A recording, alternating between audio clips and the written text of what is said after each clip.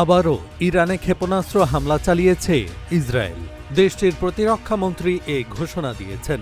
আজ শনিবার টেলিগ্রামে প্রকাশিত ইসরায়েলি সেনাবাহিনীর এক বিবৃতি থেকে এ হামলার তথ্য জানা গেছে। ইসরায়েলি সেনাবাহিনী জানিয়েছে, দেশ জুড়ে সাইরেন বাজানো হয়েছে যাতে বাসিন্দারা সুরক্ষিত আশ্রয়ের কাছাকাছি অবস্থান করেন।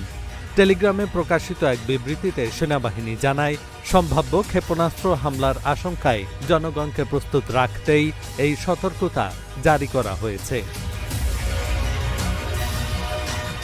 আরেকটি পৃথক বিবৃতিতে বলা হয়েছে, দেশ জুড়ে পূর্ণ কার্যক্রম থেকে জরুরি কার্যক্রমে স্থানান্তর করা হবে। এর মধ্যে স্কুল বন্ধ রাখা, জনসমাগম নিষিদ্ধ করা এবং জরুরি খাত ছাড়া অন্যান্য কর্মস্থল বন্ধ রাখার নির্দেশনা অন্তর্ভুক্ত রয়েছে।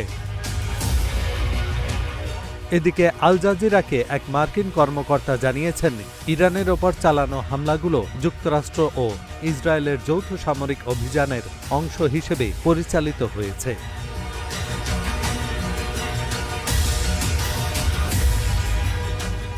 আল জাজিরার প্রতিবেদনে বলা হয়েছে, ফার্স নিউজ এজেন্সি জানিয়েছে, ইরানের রাজধানীর রিপাবলিক এলাকায় বেশ কয়েকটি ক্ষেপণাস্ত্র আঘাত এনেছে।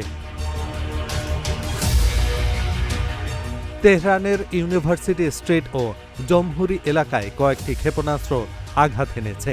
পশ্চিম তেহরানে অবস্থানরত সংবাদদাতা দুটি বিস্ফোরণের শব্দ শুনেছে। এহসানুল হক, ঢাকা জার্নাল।